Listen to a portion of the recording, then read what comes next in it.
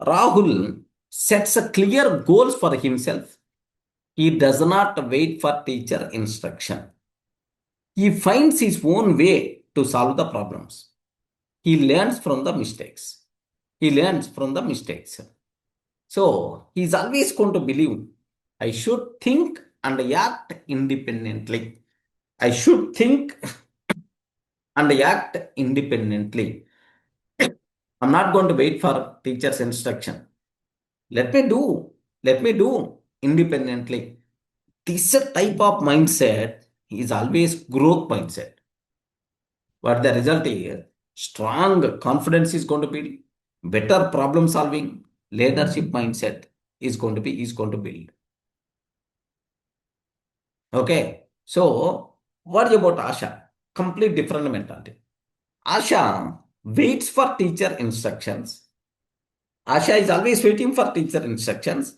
Asha, she is always going to ask her, what should I do next? What should I do next? She depends on guidance in every step. She fears making the mistakes. She fears making the mistakes. Teacher will guide everything. If the teacher is going to guide each and everything, what she is going to learn? So, dependency, low confidence, slow growth. Independent thinking creates leaders. Independent thinking creates leaders. Remember that. Okay, don't wait for the teacher instructions. Better to have build your own model. Maybe your own schedule. Maybe your own style.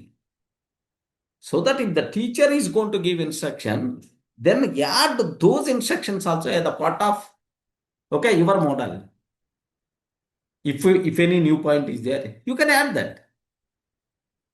That thing must be required. If you are always depending on some other, we are followers. We are just followers, won't become leaders.